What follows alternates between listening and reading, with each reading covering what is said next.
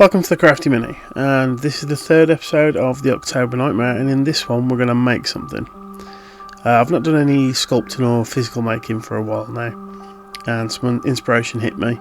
Thanks to Mary, so you know who you are. Thank you very much for the inspiration on this, and here we go. So I've got a mask, a paper mache mask from Hobbycraft in the UK. It's like a craft store for those of us elsewhere in the world. And to start off with, I need to block out the eyes because this isn't going to be a mask obviously that you wear. And then coming up with the design for this, it's that principle of you take something that's human looking and remove one of the features and it makes it look more grotesque. So in this I've got rid of the nose and the eyes and I've extended the mouth, and that's the whole point of this, and then it'll look like this really grotesque sort of skin mask with this evil grin. And to cover this I'm going to use air dry clay.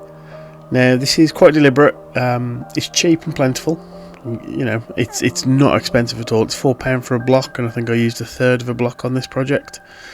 And also when it dries, when it's done as thin as I'm doing it here, it will crack, which is something that I deliberately want because it'll just add more texture and layers to the actual finished piece. So in this video you're going to see basically make this from start to finish, paint it all up, and like all the other October Nightmares and any more that are coming, there'll be a cool story at the end. So sit back and enjoy.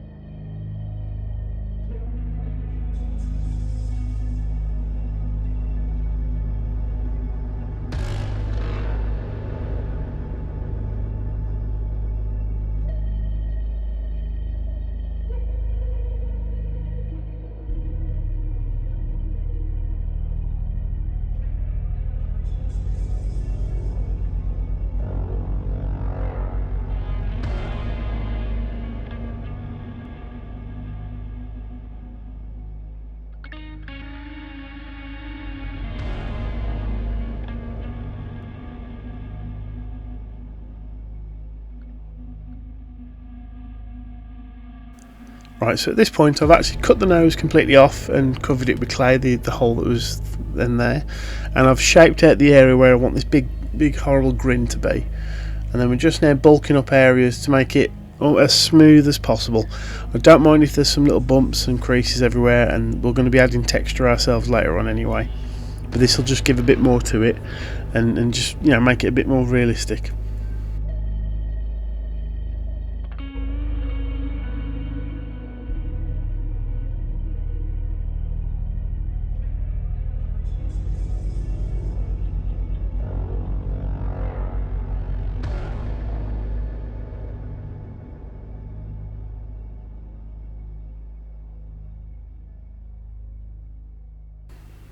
At this point I'm just using water, just straight from the paint cup, and just using it to smooth out all of this clay and make sure that the areas are blended in together. Another nice thing about air dry clay is that you can just, this is really easy to use. It's not a difficult medium to get a hang of. And then when it comes to around the sort of creases of the mouth, up into the corners and the lips, we're going to use a shaper and just start picking out lines and just adding it so it looks like the skin's all stretched and torn and sort of like broken and sore.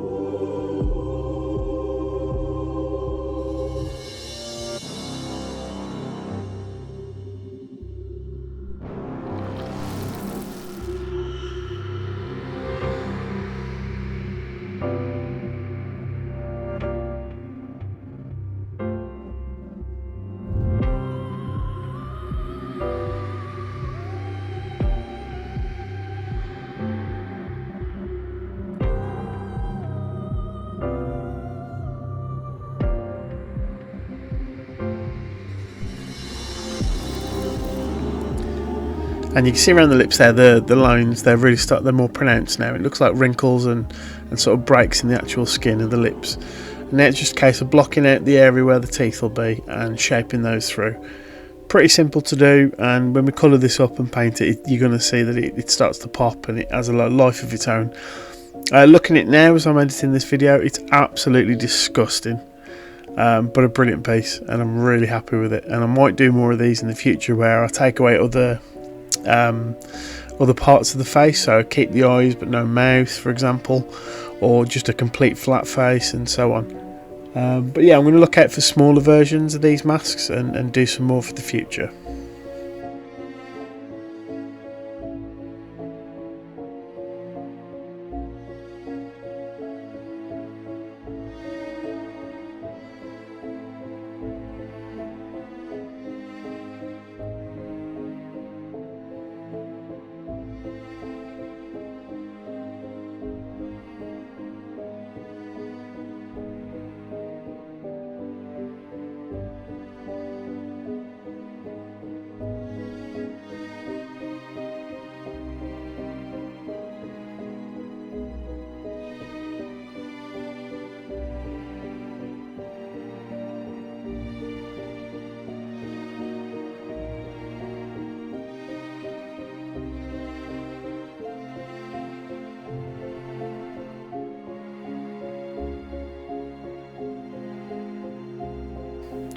And this is the last sort of piece now before we get onto the actual painting. So this is just going in with the shaper, marking out the teeth and making sure that the ridges are really deep. When it comes to adding texture and detail to clay, you want to go almost over the top a little bit, because when it comes to the painting, it's going to seep into those recesses and make it pop a little bit more. So you'll notice some of the teeth I'm going to deliberately do different shapes and sizes. The actual sort of stretches of the skin, some areas are really pronounced and others are quite faint, and it's just because no thing in nature is perfectly symmetrical, and it just adds more sort of believability to it when it's done.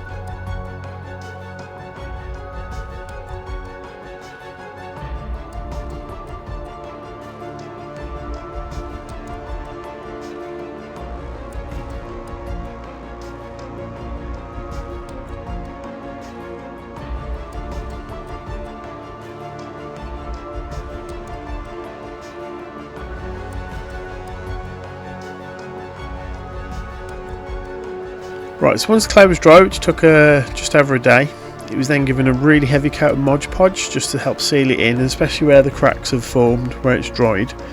Again, that's part of it that I want, but it just helps seal it in again and just makes it strong and robust. Then once that's dry, I get just a basic coat of off-white coloured paint, and then I go in now with the washes. So starting on the teeth, just a brown wash just to bring out all the detail and all the little bits and some cool bits where the clay's actually cracked and it looks like chips in the teeth and so on. And this is just going to start adding on, and as we go through now, you'll notice with this it's very rough and ready, the paint job, and just once you add a bit in, go in with a cloth, dab a little bit off, and just back and forth with colours, get them to mix, and it just all adds to the final effect. For brushes, for stuff like this, small makeup brushes is a top tip. They're really good. They're good for dry brushing miniatures as well. They hold a lot of paint, and they're really soft bristles, so that they don't leave that sort of chalky residue from some dry brushing.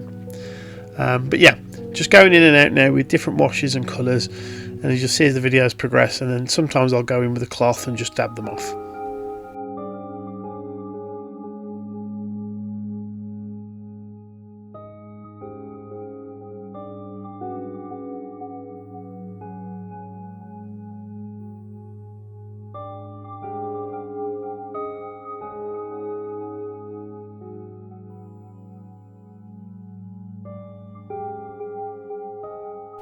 So I wanted the lips to be looking really sore and red and cracked, and so for that I started off with some transparent red from Vallejo.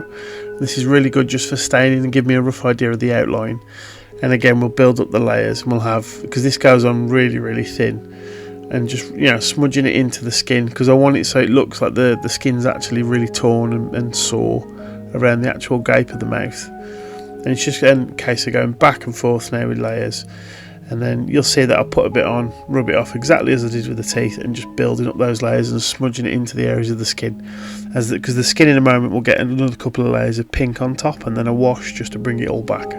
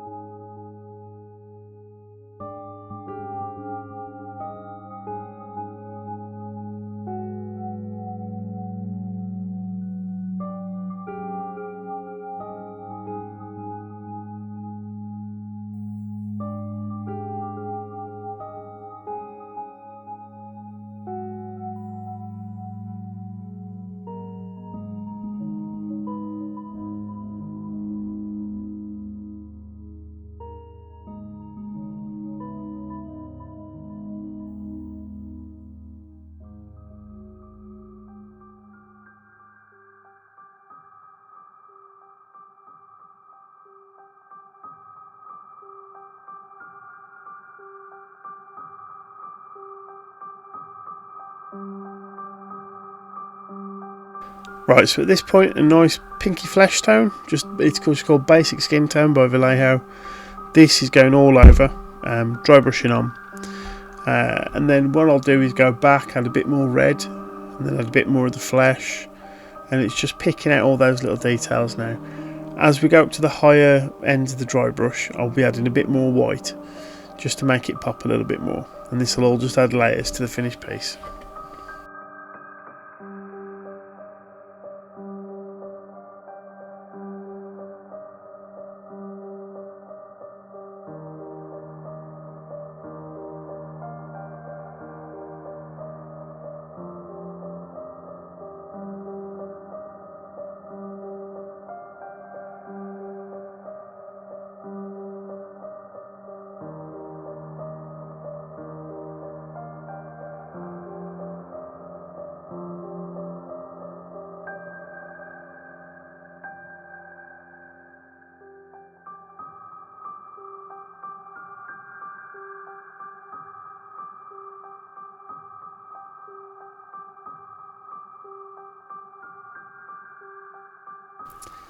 And now going in with some very deliberate red around the finer areas of the actual teeth and the gums and the outside of the lips.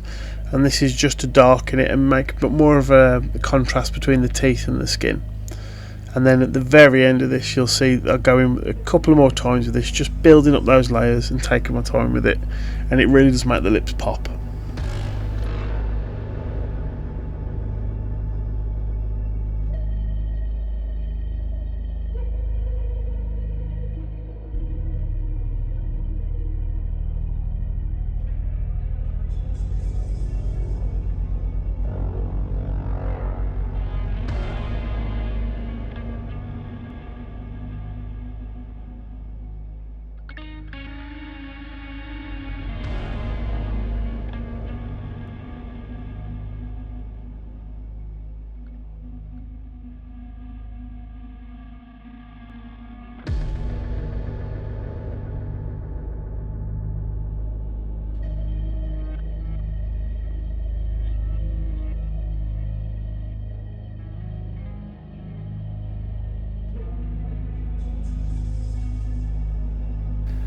Now originally I was just going to put some flesh wash just around the lips, just to darken them a bit more, but as you can see at the top of the screen, I managed to spill the pot.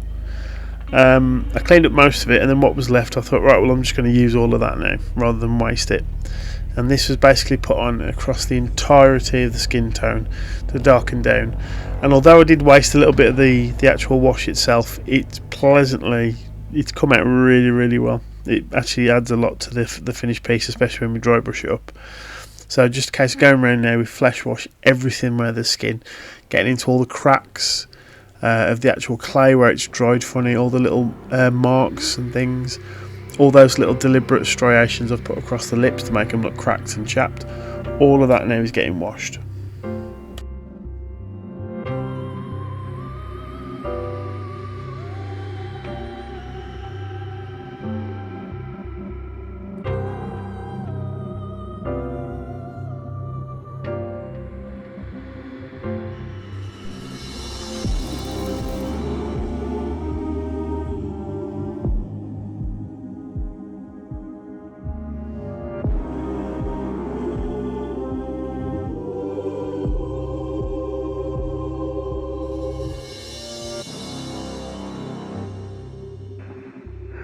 One evening, Lila, a curious teenager with a penchant for the bizarre, stumbled upon a crumbling shop at the edge of town. Its sign hung askew, rusted, yet compelling in its simplicity.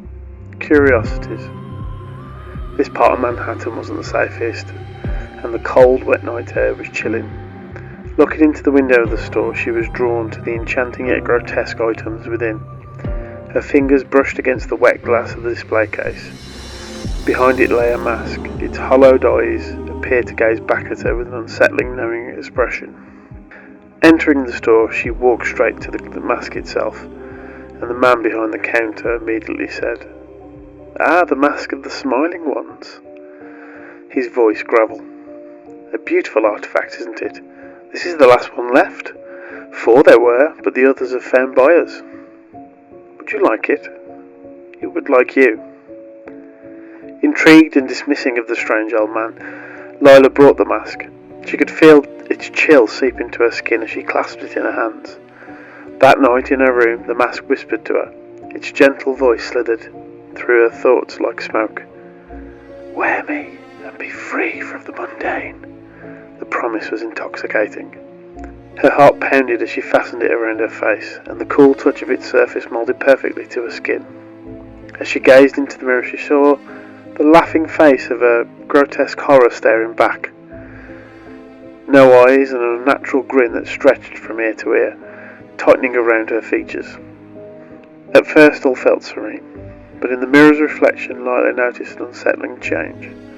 The joyful laughter that escaped her lips was not her own. It echoed with a cadence of madness. She felt an unholy compulsion to smile back, until her face ached from the insincerity. The following days morphed into a blur of laughter and hiding shadows. Lila became a puppet to the mask, and with each tick of the clock, each passing moment, her friends and family became wary of her increasingly erratic behaviour. Her giggles bubbled over the manic outbursts, and they began to fear the transformation that pulled her deeper into the mask's dreadful abyss. It was then that she met them, the smiling ones. Drifting like shadows, their faces contorted into a twisted mirage of joy. They surrounded her, an ethereal circle of slipping smiles and hollow laughter. "Join us," they beckoned, their voices like chimes in the wind. "You have taken the first step. The broker is calling. You must serve him." And then they only laughed. There is no escape from the broker's will. You will smile, or become part of the shadow. With little choice left, Lila surrendered to the mask's sinister compulsion. She felt her will slip away. Laughter dripped from her like honey, grotesque and sticky. As she placed the mask on, it moulded to her flesh and began stretching and moving all the muscle and sinew. Her screams were muffled as she felt her skull reshape and her face begin to twist into something sinister and unrecognisable from herself, or the mask itself. Her eyes darkened as skin grew over the tops of them. Her jaw cracked and stretched downwards, and she felt her lips crack and tear as a huge smile tore across her face from where each ear would have been. She was changed.